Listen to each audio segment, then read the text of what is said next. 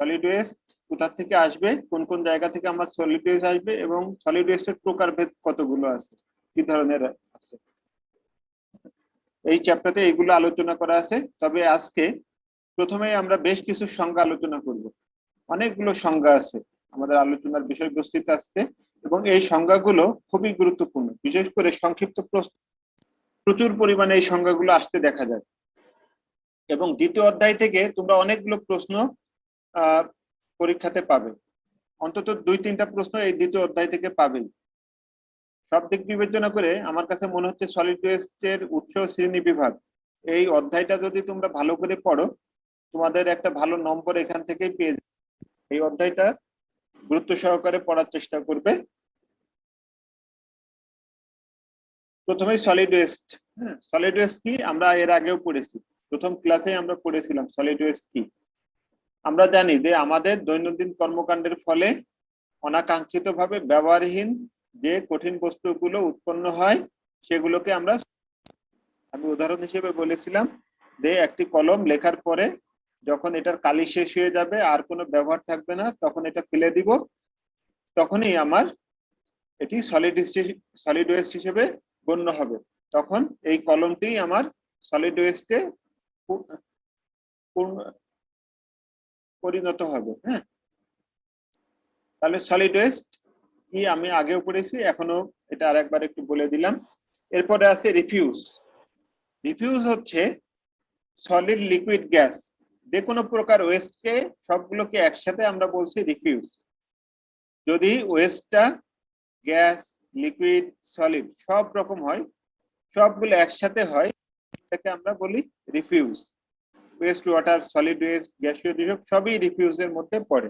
অনেক সময় পরীক্ষায় আসে রিফিউজ বলতে কি বোঝায়, বা বলে যে রিফিউজে কি কি থাকে, তখন আমরা এইভাবে বলতে পারবো। তোমরা এই প্রশ্নগুলো লিখে রেখো যে কি কি প্রশ্ন পরীক্ষায় আসবে, আমি তখন বলি এগুলো নোট করে রেখো। তারপরে ফুড ওয়েস্ট বা গার্বেজ, এটা খুব ইম্পর্টেন্ট। গার্বেজ হচ্ছে যে সকল ওয়েস্ট গুলো, যে সকল সলিড ওয়েস্ট আমার পচনশীল, সেগুলোকে আমরা বলছি ফুড ওয়েস্ট বা গার্বেজ। সাধারণত উদ্ভিদ প্রাণী থেকে আগত বিভিন্ন প্রকার দ্রব্যই পচনশীল হয়ে থাকে, অর্থাৎ জৈব পদার্থগুলোই পচনশীল হয়। সাধারণত খাবার রান্না করা, সংরক্ষণ, স্থানান্তর, প্রক্রিয়াজাতকরণ, বিক্রয়, পরিবেশন, ভক্ষণ এইগুলো করার সময় আমার এই ফুড ওয়েস্ট বা গার্বেজ গুলো উৎপন্ন হয়, এবং এই ফুড ওয়েস্ট দিয়ে আমরা কম্পোস্ট সার তৈরি করতে পারি, অথবা অ্যানারোবিক ডাইজেশনের মাধ্যমে বায়োগ্যাস বা বায়োফুয়েল তৈরি করতে পারি। ফুড গার্বেজের ম্যানেজমেন্টের 2টা উপায় আছে। একটি হচ্ছে অ্যানারোবিক ডাইজেশন, বা যার মাধ্যমে আমরা সার পাবো, যেটা জমিতে ব্যবহার করতে পারবো। আর একটা হচ্ছে অ্যানারোবিক ডাইজেশন, যেটা থেকে বায়োফুয়েল বা বায়োগ্যাস পাবো। হ্যাঁ, এই ফুড ওয়েস্টের মধ্যে আছে মাছের আঁশের সবজি, ফলের খোসা, বাসি ভাত, রুটি ইত্যাদি, পাউরুটি, এই বিষয়গুলো সবই ফুড ওয়েস্ট বা গার্বেজ অন্তর্ভুক্ত, এবং এগুলো খুব সহজেই পচনশীল হয়। রাবিশ। রাবিশ হচ্ছে সলিড ওয়েস্ট থেকে যখন আমি ফুড ওয়েস্টটা বাদ দিব, সমস্ত সলিড ওয়েস্ট থেকে যখন আমি ফুড ওয়েস্টটা বাদ দিব, সেই অংশটাকে বলা হচ্ছে রাবিশ। যেমন কাগজ, কার্ডবোর্ড, গ্লাস, টিন, হ্যাঁ, এইগুলো সবই হচ্ছে রাবিশের মধ্যে পড়ে। পরীক্ষাতে প্রশ্ন আসে রাবিশ বলতে কি বোঝায়, তখন লিখতে হয় যে সলিড ওয়েস্ট থেকে ফুড ওয়েস্ট বাদ দিলে যে অন্যান্য দাহ্য অদাহ্য অংশ থাকে সবগুলোকে একত্রে বলা হয় রাবিশ, যেমন কাগজ, কার্ডবোর্ড, প্লাস্টিক ইত্যাদি। এটাও খুব important, demolition and construction waste, ইমারত ভাঙা ও নির্মাণ ওয়েস্ট। ইংলিশটা এটা বেশি প্রযোজ্য, demolition and construction waste. Bangla অংশ হয়তো বলা হয় না। আমরা যখন কোনো ভবন তৈরি করি, কোনো বিল্ডিং তৈরি করি, সেই সময় যে ওয়েস্ট গুলো তৈরি হয় সেগুলো হচ্ছে কনস্ট্রাকশন ওয়েস্ট। আর যখন ভবন বা বিল্ডিং আমরা ভেঙে ফেলি, তখন যে ওয়েস্ট গুলো তৈরি হয় সেগুলোকে বলা হচ্ছে ডেমোলিশন ওয়েস্ট, মানে ভেঙে ফেলা, ইমারত ভাঙার ওয়েস্ট গুলো। তোমরা জানো এখন শহর অনেক উন্নত হচ্ছে, বিভিন্ন সময় রাস্তাঘাট তৈরি করা হয়, বিভিন্ন বিল্ডিং, ছোট ছোট বিল্ডিং ভেঙে বড় বড় অ্যাপার্টমেন্ট তৈরি করা হয়, এই সময় কিন্তু আমার অনেক ওয়েস্ট তৈরি হয়, প্রচুর প্রচুর পরিমাণে ওয়েস্ট তৈরি হয়। এবং এইগুলো ব্যবস্থাপনার জন্য অনেক বড় জায়গা দরকার হয়। সাম্প্রতিককালে আমরা এই ওয়েস্ট গুলোকে রিসাইক্লিং এ ব্যবহার করা শুরু করেছি। অর্থাৎ যে কংক্রিট গুলো আমরা পাই, সেই কংক্রিট গুলো আবারও বিল্ডিং নির্মাণের কাজে ব্যবহার করি, বা যে রড গুলো পাই সেগুলো আবার কাজে ব্যবহার করি। এইভাবে আমরা ডিমোলিশন এন্ড কনস্ট্রাকশন ওয়েস্টের ব্যবহার করি। ডিমোলিশন এন্ড কনস্ট্রাকশন ওয়েস্টের মধ্যে আছে কাদামাটি, পাথর, কংক্রিট, ইট, প্লাস্টার, ইট, কাঠের টুকরো বা তক্তা, নুড়ি ইত্যাদি অনেক কিছু থাকে। এগুলো সবই ডিমোলিশন এন্ড কনস্ট্রাকশন ওয়েস্ট। আর একটা গুরুত্বপূর্ণ সংজ্ঞা হচ্ছে হ্যাজার্ডাস ওয়েস্ট, ঝুঁকিপূর্ণ বা বিপজ্জনক ওয়েস্ট। হ্যাজার্ডাস ওয়েস্ট কোনগুলো? যেগুলো তাৎক্ষণিকভাবে বা ভবিষ্যতে কোনো জীবের ক্ষতি করে, তাদেরকে আমরা ঝুঁকিপূর্ণ বা বিপজ্জনক ওয়েস্ট বলছি। যে ওয়েস্ট গুলো তাৎক্ষণিকভাবে বা কোনো জীবের ক্ষতি করে, তখন তাকে আমরা বলছি ঝুঁকিপূর্ণ বা বিপজ্জনক ওয়েস্ট, হ্যাজার্ডাস ওয়েস্ট। এবং এইগুলো ব্যবস্থাপনার জন্য খুব সতর্ক হতে হয়। এগুলো আলাদা একটা ডাস্টবিনে রাখতে হয়, পরবর্তীতে মাটির অনেক গভীরে এইগুলো ডাম্প করা হয় বা ডিসপোজাল করা হয়। ঝুঁকিপূর্ণ ওয়েস্টের মধ্যে আছে বিভিন্ন প্রকার তেজস্ক্রিয় ভারী ধাতু, পেস্টিসাইড, অ্যাসিড, ক্ষার ইত্যাদি। বিভিন্ন রকম কেমিক্যালস গুলো এর অন্তর্ভুক্ত। এবং এগুলো খুব সতর্কতার সাথে আমাকে পরিবহন করতে হয়, হ্যান্ডেলিং করতে হয়, স্টোরেজ করতে হয়। সব ক্ষেত্রে কিন্তু খুব সতর্ক হতে হবে, না হলে জীবন ক্ষতিগ্রস্ত হতে পারে, সৃষ্টি হতে পারে, পুড়ে যেতে পারে, তারপরে বিকলাঙ্গ হতে পারে, ইত্যাদি সমস্যাগুলো হতে পারে। এগ্রিকালচারাল ওয়েস্ট, কৃষি ওয়েস্ট, অর্থাৎ আমরা কৃষি কাজ করার সময় যে সলিড ওয়েস্ট গুলো উৎপন্ন বলা হচ্ছে এগ্রিকালচারাল ওয়েস্ট। সাধারণত বিভিন্ন ফসল উৎপাদন বা গবাদি পশু পালন ইত্যাদি সময়ে কিন্তু আমার এই ওয়েস্ট গুলো তৈরি হয়, যেমন খড়, হাঁস মুরগির বীজটা, পশুর বীজটা ইত্যাদি। এগুলো বেশিরভাগই পচনশীল এবং এইগুলো আমরা অ্যানারোবিক ডাইজেশনের মাধ্যমে কম্পোস্ট তৈরি করি, অথবা অ্যানারোবিক ডাইজেশনের মাধ্যমে বায়োফুয়েল বা বায়োগ্যাস তৈরি করি। এগুলো বেশিরভাগই আমার পচনশীল হয়, তবে কিছু কিছু অংশ পচতে অনেকদিন সময় লাগে, সেগুলোকে আমরা শুকিয়ে পুড়িয়ে ফেলি, মাধ্যমে পুড়িয়ে ফেলি। তাহলে কৃষি ওয়েস্ট তিন ভাবে আমরা ব্যবস্থাপনা করতে পারি। একটা হচ্ছে যেগুলো পচতে দীর্ঘদিন লাগবে সেগুলোকে ইনসিনারেশনের মাধ্যমে পুড়িয়ে ফেলা, যেগুলো সহজে পচে সেগুলো হয় কম্পোস্টিং এর মাধ্যমে বা বায়োগ্যাসের মাধ্যমে আমরা এগুলোকে ম্যানেজ করি। 3R গুলো খুব ওয়েস্ট ম্যানেজমেন্টের ক্ষেত্রে জনপ্রিয়। 3R বলতে আর হচ্ছে ইংলিশ লেটার আর, হ্যাঁ, ইংরেজি অক্ষর আর, এবং আর দিয়ে তিনটি শব্দ তৈরি হয়েছে বা শুরু হয়েছে। যে তিনটি শব্দের শুরুতে আর আছে, এই কারণে আমরা 3R বলি।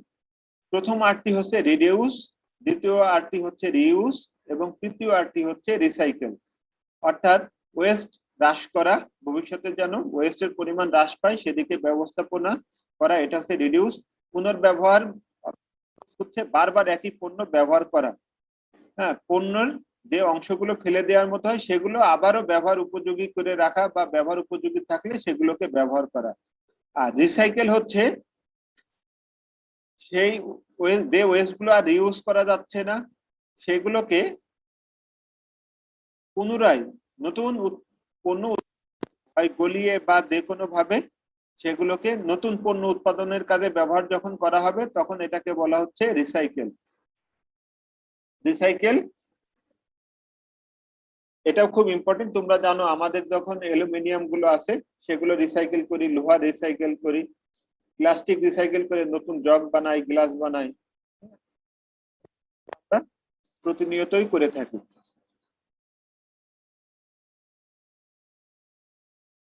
তাহলে 3R এর উদ্দেশ্য হচ্ছে সলিড ওয়েস্ট কম উৎপন্ন হয় সেই ব্যবস্থা গ্রহণ করা, পণ্যের বহুমুখী ব্যবহার নিশ্চিত করা, অর্থাৎ একটা পণ্য বিভিন্ন কাজে যেন ব্যবহার করা যায়। আমি কোকের বোতল খাওয়ার কাজে যেমন ব্যবহার করছি, পরবর্তীতে পানি খাওয়ার কাজে ব্যবহার করতে পারবো। এই ধরনের বহুমুখী ব্যবহার বৃদ্ধি করতে হয়।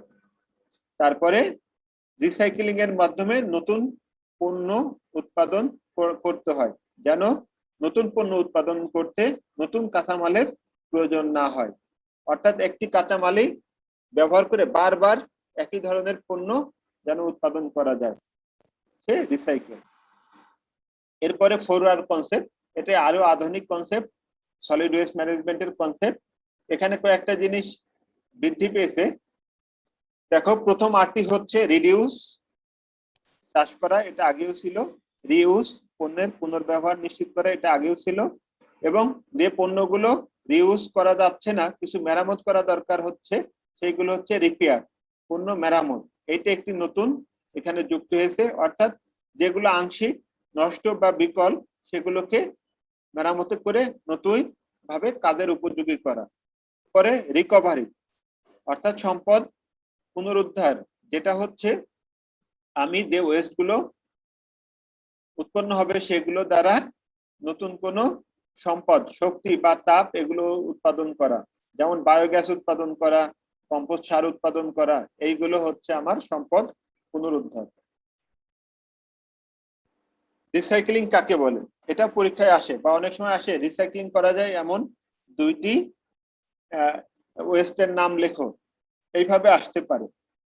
রিসাইক্লিংটা কি, এর আগেও আমি আলোচনা করলাম যে ওয়েস্ট ডিসপোজাল হ্রাস করার জন্য বিভিন্ন প্রকার ম্যাটেরিয়াল বা ওয়েস্ট নতুন পণ্য উৎপাদনের কাঁচামাল হিসেবে ব্যবহার করার পদ্ধতিকে রিসাইক্লিং বলে। তাহলে নতুন পণ্য উৎপাদনের কাঁচামাল হিসেবে ওয়েস্ট ব্যবহার করে নতুন পণ্য উৎপাদন করা হবে, এটা হচ্ছে রিসাইকেল।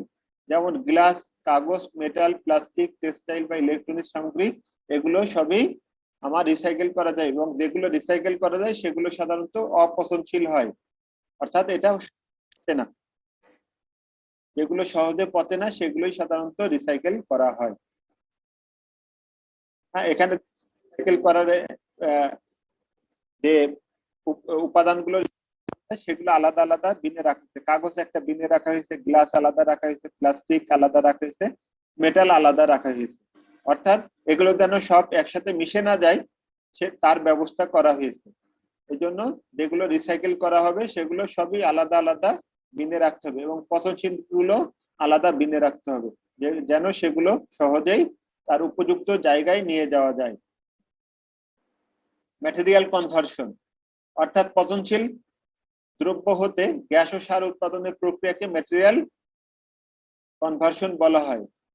সাধারণত পচনশীল যে ওয়েস্ট গুলো আছে সেগুলো কম্পোস্টিং ও বায়োগ্যাস প্ল্যান্টের মাধ্যমে ম্যাটেরিয়াল কনভার্সন করা হয়ে থাকে। হ্যাঁ, তোমরা জানো যে কার্বন ডাই অক্সাইড এবং পানির মাধ্যমে সূর্যের আলোর উপস্থিতিতে ফটোসিনথেসিস প্রক্রিয়ায় কার্বোহাইড্রেট তৈরি করে। এই কার্বোহাইড্রেট যখন জীব মারা যায় তখন কার্বোহাইড্রেট গুলো আবার পচে হয় কম্পোস্ট সার তৈরি করে, না হলে বায়োফুয়েল বা বায়োগ্যাস তৈরি করে, অ্যালকোহল তৈরি করা যায়, বিভিন্ন রকম দ্রব্য তৈরি করা যায়। এগুলো সবই ম্যাটেরিয়াল কনভার্সন বলা হচ্ছে। এনার্জি রিকভারি, এনার্জি রিকভারি মানে হচ্ছে সলিড ওয়েস্ট থেকে তাপ আর শক্তি উৎপাদন, তাপ আর শক্তি উৎপাদন, এবং এই তাপ ও শক্তি পরবর্তীতে বিদ্যুৎ উৎপাদনের কাজে ব্যবহার করা হয়।